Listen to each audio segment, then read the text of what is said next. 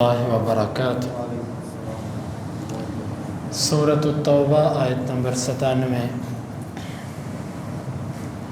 اعوذ باللہ السمیع العلیم من الشیطان الرجیم من ہمزہ ونفخہ ونفثہ۔ الاعراب بدو اشد زیادہ سخت ہوتے ہیں،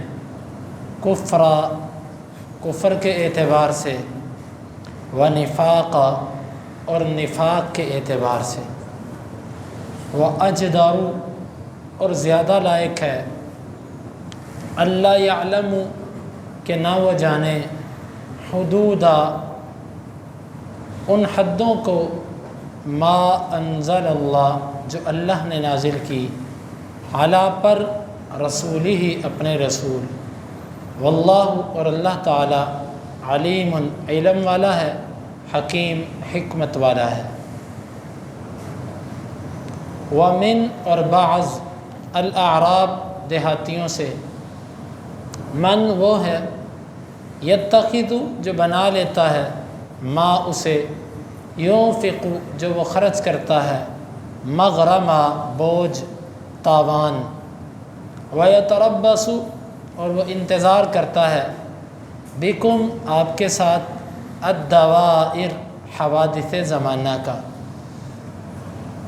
علیہم انہی پر ہے، دائرۃ لوٹنا، السوء برائی کا، انہی پر لوٹنا ہے، السوء برا، واللہ اور اللہ تعالی سمیع خوب سننے والا ہے، علیم علم والا ہے۔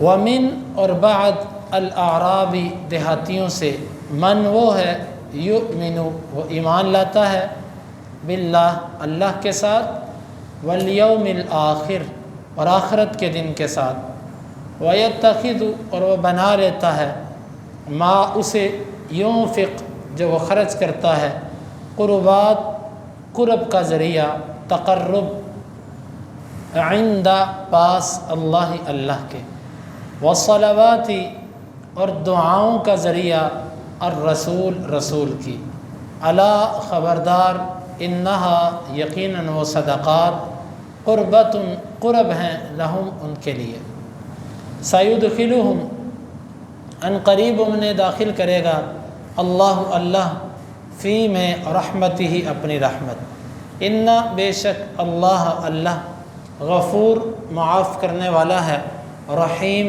رحم کرنے والا ہے۔ الاعراب اشد کفرا و نفاقا، بدو زیادہ سخت ہوتے ہیں کفر اور نفاق میں، واجدر الا یعلم حدود ما انزل اللہ علی رسولہ اور زیادہ لائق ہے کہ وہ ان حدوں کو نہ جانے جو اللہ نے اپنے رسول پر اتاری ہیں، واللہ علیم حکیم اور اللہ تعالی علم والا ہے، حکمت والا ہے۔ ومن الاعراب من یتخذ اور دیہاتیوں میں سے بعض وہ ہیں جو سمجھتے ہیں، ما ينفق اسے جو وہ خرچ کرتے ہیں، مغرما تاوان بوجھ، ویتربص بکم الدوائر اور وہ آپ کے بارے میں حوادث زمانہ کا انتظار کرتے ہیں، علیہم دائرۃ السوء انہی کے اوپر لوٹنا ہے برا، واللہ سمیع علیم اور اللہ تعالی خوب سننے والا ہے، جاننے والا ہے۔ ومن الاعراب من یؤمن باللہ والیوم الآخر اور دیہاتیوں میں سے بعض وہ ہیں جو اللہ اور آخرت پر ایمان لاتے ہیں، ویتخذ ما ينفق قربات عند اللہ وصلوات الرسول اور وہ بناتا ہے اسے جسے وہ خرچ کرتا ہے اللہ کے قرب کا ذریعہ اور رسول کی دعاؤں کا ذریعہ، الا انہا قربۃ لہم خبردار یقیناً وہ صدقات ان کے لیے قرب کا باعث ہے، سیدخلہم اللہ فی رحمتہ ان قریب انہیں اللہ اپنی رحمت میں داخل کرے گا، ان اللہ غفور الرحیم بے شک اللہ تعالیٰ معاف کرنے والا ہے، رحم کرنے والا ہے۔ یہاں پر دیہاتیوں سے مراد وہ لوگ ہیں کہ جو جنگلوں میں، صحراؤں میں شہری تہذیب سے دور۔ آج کے دیہات تو ویسے نہیں ہیں کہ جیسے دیہاتیوں کا ذکر یہاں پر ہو رہا ہے، لیکن پھر بھی آج کے دیہاتیوں کی عادات اور ان کے معاملات شہری لوگوں سے قدرے مختلف ہوتے ہیں۔ تو اللہ تعالیٰ نے فرمایا کہ یہ جو دیہاتی لوگ ہوتے ہیں نا، ان میں کفر اور نفاق زیادہ ہوتا ہے۔ اس سے مراد وہ لوگ ہیں کہ جو مدینہ کے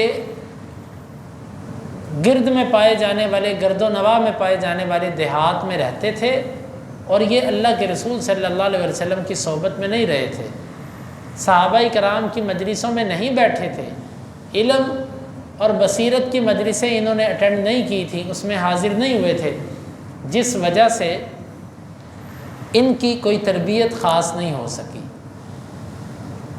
تو یہ اسلام کا رعب اور دبدبہ اور اسلام کے غلبے کو دیکھ کر یہ اسلام کے سرنگوں ہو گئے تھے، لیکن ان میں منافق بھی تھے، ان میں کافر بھی تھے، اور ان میں مومن اور مسلمان بھی تھے۔ تو یہاں پر اللہ رب العالمین نے فرمایا کہ ان میں اگر کفر ہے تو سخت ہے، اور نفاق بھی ہے تو سخت ہے۔ اس کی وجہ یہ ہے کہ جب یہ تربیت سے دور ہیں تو یہ جس چیز پر ہیں اس پر سخت ہے، اس پر یہ سخت ہے۔ اور ویسے بھی آپ صلی اللہ علیہ وسلم نے دیہاتیوں کے ایسے لوگوں کے بارے میں فرمایا کہ من سکن البادیۃ جفا، جو شہری آبادی سے کٹ کے رہتا ہے، صحرا میں، جنگلوں میں، اس کا دل سخت ہو جاتا ہے۔ کیوں؟ کیونکہ لوگوں سے میل ملاپ جب کم ہوتا ہے تو نہ کسی کا دکھ سنے، نہ کسی کا دکھ دیکھے، تو دل میں ایک سختی سی آ جاتی ہے۔ اور یہ جو دیہاتی تھے، ان کی عادات اور ان کے معاملات شہریوں سے قدرے مختلف تھے، اسی لیے اللہ رب العالمین نے جتنے نبی بھیجے ہیں وہ شہروں میں سے بھیجے ہیں۔ کوئی ایک بھی نبی دیہاتی نہیں تھا، یعنی اعرابی نہیں تھا، بدو نہیں تھا، سب کے سب نبی شہروں میں سے تھے۔ اس کی وجہ یہ ہے کہ دیہاتی اور بدو جو ہوتے ہیں، ان کی وہ تربیت اور ان کے وہ معاملات نہیں ہوتے جو شہریوں کے ہوتے ہیں۔ اور اسی لیے کئی احادیث کے اندر بھی آتا ہے کہ نبی کریم صلی اللہ علیہ وسلم بدوؤں کو مختصر باتیں بتایا کرتے تھے کہ تم ان چیزوں پہ عمل کر لو، تمہارے لیے اتنا کافی ہے۔ بلکہ حدیث میں آتا ہے کہ ایک بدو آپ کے لیے تحفہ لے کر آیا، آپ نے وہ تحفہ قبول تو کر لیا، لیکن پھر آپ کو کئی گنا زیادہ دے کر اس کو راضی کرنا پڑا۔ اس نے ایک تحفہ تو آپ کو دے دیا، پھر آپ نے اس کو جواباً تحفہ دیا، راضی ہو؟ کہتا نہیں۔ آپ نے اور دیا، اب نہیں، 10 گنا زیادہ لے کر راضی ہوں۔ آپ نے فرمایا کہ آج کے بعد میں کسی سے تحفہ قبول نہیں کروں گا سوائے مہاجری کے، قریشی کے، انصاری کے، دوسی کے اور ثقفی کے۔ ان 4 قبیلوں کا نام آپ نے لیا، اس کی وجہ یہ ہے کہ یہ قبیلے تقریباً شہروں میں آباد تھے۔ یہ سب قبیلے مکہ میں، طائف میں، مدینہ، یعنی شہری آبادی میں تھے۔ اور شہری لوگ جو ہوتے ہیں یہ ذرا تہذیب سے زیادہ واقف ہوتے ہیں، یہ اغلبی بات ہو رہی ہے، وگرنہ کئی شہری بھی ایسے ہوتے ہیں جو جانوروں سے بدتر ہوتے ہیں، اور کئی دیہاتی اتنے سمجھدار ہوتے ہیں کہ وہ شہریوں سے 4 ہاتھ آگے ہوتے ہیں۔ یہ اغلبی بات ہو رہی کہ اکثر ایسے ہوتا ہے۔ ایسا کیوں ہے؟ ان کا کفر اور نفاق زیادہ سخت کیوں ہے؟ اللہ نے فرمایا وَأَجْدَرُ أَلَّا يَعْلَمُ، اور لائق بھی یہی ہے، چاہیے بھی یہ کہ یہ لا علم ہو، چاہیے بھی یہ کہ ان کے پاس علم نہ ہو۔ کیوں؟ کیونکہ یہ علم کی مجلسوں سے دور ہے۔ شہروں کے اندر علم کی مجلسیں ہوتی ہیں، یہ وہاں ہے ہی نہیں۔ انبیاء کی صحبت سے دور ہے، علماء کی صحبت سے دور ہے، اسی سے انسان کے اندر ایمان داخل ہوتا ہے۔ تو جب ایک بندہ ایمان کی مجلسوں سے دور ہے تو اس میں کفر اور نفاق ہی آئے۔ تو یہی لائق ہے ان کے لیے کہ یہ اللہ کی حدوں کو نہ جانے۔ کیوں نہ جانے؟ کیونکہ یہ علم سے دور، مجلس سے دور، نبی کی صحبت سے دور، شہری زندگی سے دور، ان کو کیا پتہ۔ اور آگے فرمایا کہ اللہ تعالیٰ علم رکھنے والا ہے اور حکمت والا ہے، یعنی اس نے جس کو جہاں رکھا ہے اس کے مطابق اس نے احکامات دیے ہیں۔ دیہاتیوں کے لیے فرائض پر اکتفا اور شہریوں کے لیے اس کی بقدر، اسی لیے دیہاتیوں کے لیے وہ درجات اور وہ فضیلتیں بھی نہیں ہیں کہ جو شہریوں کے لیے ہیں۔ یہ مطلب نہیں ہے کہ خالی دیہاتی ہونا ہی ان کا برا ہونے کی علامت ہے، بلکہ دیہاتی ہونے کے ساتھ ساتھ جو ان کی طبیعتوں میں سختی ہے، اصل خرابی وہ ہے۔ دیہاتی ہونا عیب نہیں ہے، دیہاتی ہو کر علم سے دور اور مزاج میں اکھڑ پن اجڑ پن یہ عیب ہے۔ خالی دیہاتی ہونا عیب نہیں ہے اور خالی شہری ہونا خوبی نہیں ہے۔ یہاں پر جو دیہاتی اور شہری کا ذکر ہے یہ ان صفات کے ساتھ ہے۔ وَمِنَ الْأَعْرَابِ مَنْ يَتَّخِذُ مَا يَنْفِقُ مَغْرَمًا، دیہاتیوں میں سے بعض وہ تھے جو مجبوراً اللہ کے راستے میں خرچ تو کر دیتے تھے کہ بھئی خرچ کر دو، ایسا نہ ہو کہ کہیں مسلمانوں کی نظروں میں آ جاؤ کہ یہ منافق ہے، یہ خرچ نہیں کرتا، خرچ کر دو، دے دو، لیکن دینے کے بعد کہتے یار یہ تو پھٹیک ہی بڑھ گئی ہے۔ جس طرح کئی لوگ اللہ کے راستے میں دینے کے بعد کہتے ہیں یہ تو بس مولوی صاحب نے پکڑ ہی لیا ہے، دینے ہی بڑھ گئے۔ یہ جو کیفیت ہے نا یہ ایک مومن کی نہیں ہوتی۔ اللہ تعالیٰ نے فرمایا کہ ان میں سے بعض وہ جو اللہ کے راستے میں دے کے کہتے ہیں یہ تو تاوان اور بوجھ ہی پڑ گیا ہمارے اوپر۔ وَيَتَرَبَّصُ بِكُمُ الدَّوَائِرَ، اور وہ انتظار کرتا ہے کہ کاش مسلمانوں پہ کوئی مصیبت آئے، کافر غالب آئے، یہ مسلمان ختم ہو جائیں اور ہمیں یہ جو روز روز زکاتیں اور صدقے اور خیراتیں اور ان کے کہنے پر جو اللہ کے راستے میں دینا پڑتا ہے اس سے ہماری جان چھوٹے۔ وَيَتَرَبَّصُ بِكُمُ الدَّوَائِرَ، اور وہ آپ کے بارے میں حوادثات زمانہ کا انتظار کرتے ہیں۔ اللہ تعالیٰ نے فرمایا برائی کا لوٹنا انہی پر ہے، یعنی جو کسی کے لیے برا سوچتا ہے وہ اسی پر آتا ہے۔ مقولہ ہے من حفر بئرا لأخیہ یقع فیہ، جو اپنے بھائی کے لیے کنواں کھودتا ہے وہ اس میں گرتا ہے، خود اس میں گرتا ہے۔ یہ مسلمانوں کے بارے میں برا سوچتے ہیں، وہ برائی انہی پر لوٹنے والی ہے جو یہ مسلمانوں کے بارے میں سوچتے ہیں۔ واللہ سمیع علیم، اور اللہ تعالیٰ سننے والا اور جاننے والا ہے۔ اور پھر آگے اللہ نے فرمایا کہ سارے دیہاتی ایسے نہیں ہیں، ان میں سے بعض مومن بھی ہیں جو اللہ اور آخرت پر ایمان رکھتے ہیں، اور ایسے ہیں کہ اللہ کے راستے میں جو دیتے ہیں اس کو اللہ کے قرب کا ذریعہ سمجھتے ہیں کہ اس سے ہمیں اللہ کا قرب ملے گا۔ اللہ کے راستے میں دینے سے انکار نہیں کرتے، بلکہ وہ کہیں نہ کہیں دیتے ہی رہتے ہیں کیونکہ اس سے اللہ کا قرب ملے گا۔ اور آگے فرمایا کہ وصلوات الرسول، اور رسول کی دعاؤں کا ذریعہ۔ اللہ کے نبی صلی اللہ علیہ وسلم کی عادت مبارک تھی جب آپ کے پاس کوئی صدقہ لے کر آتا، زکوٰۃ لے کر آتا، آپ اس کے لیے دعا کرتے تھے۔ وہ یہ مال دے کے اللہ کے نبی سے دعائیں لیتا ہے۔ اللہ نے فرمایا کہ یقیناً یہ مال ان کا اللہ کے قرب کا ذریعہ، اللہ کے راستے میں خرچ کرنا اللہ کے قرب کا ذریعہ، اللہ ان کو اپنی رحمت میں داخل کرے گا۔ اللہ تعالیٰ معاف کرنے والا اور رحم کرنے والا ہے۔ اس آیت مبارکہ میں، ان آیات میں ہمارے لیے کچھ تربیتی پہلو ہیں۔ پہلی چیز علم کی فضیلت۔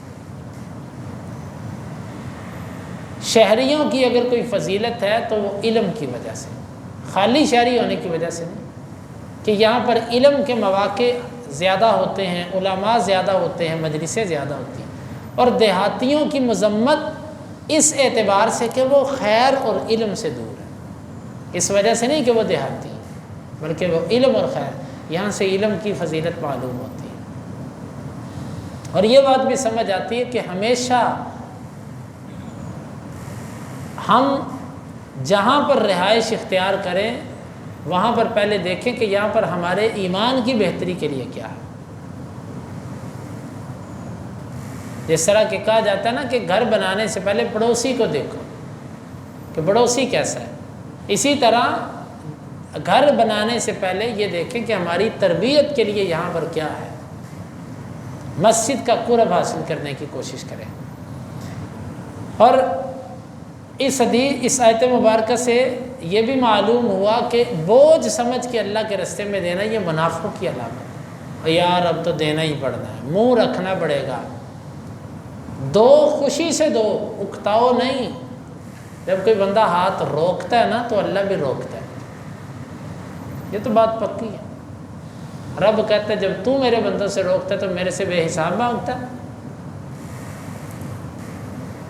اللہ کے راستے میں دیتے وقت بوجھ نہیں محسوس کرنا، یہ منافق کی علامت ہے۔ اور تیسرا سبق یہ ہے کہ مسلمانوں کے بارے میں برا ہی سوچتے رہنا، یہ مر جائے، یہ تباہ ہو جائے، یہ لٹ جائے، ایسی منفی سوچیں بھی مسلمان کی نہیں ہوتی، یہ ان بدوؤں کی اجڑ قسم کے لوگوں کی سوچیں ہوتی ہیں۔ اور ایک سبق یہ ہے کہ جو کسی کے لیے برا سوچتا ہے وہ برائی اسی پر لوٹتی ہے۔ اور یہ بھی ہے ایک سبق کہ اللہ کے راستے میں جو خرچ کریں اس کو اللہ کے قرب کا ذریعہ سمجھیں کہ اس سے مجھے اللہ کا قرب ملے گا، تو لہٰذا جتنا بھی انسان خرچ کرے گا اتنا ہی اللہ کا قرب ملے گا۔ اور آگے رسول کی دعا، آج علماء کرام کا حق ہے کہ جب کوئی اللہ کے راستے میں دے تو وہ اس کے لیے دعا کریں، اس کو دعا دیں، اور یہ خرچ کرنا اللہ کے قرب کا ذریعہ۔ اللہ تعالیٰ سے دعا ہے کہ اللہ تعالیٰ ہمیں ان آیات کو سمجھنے کی اور عمل کی توفیق عطا فرمائے۔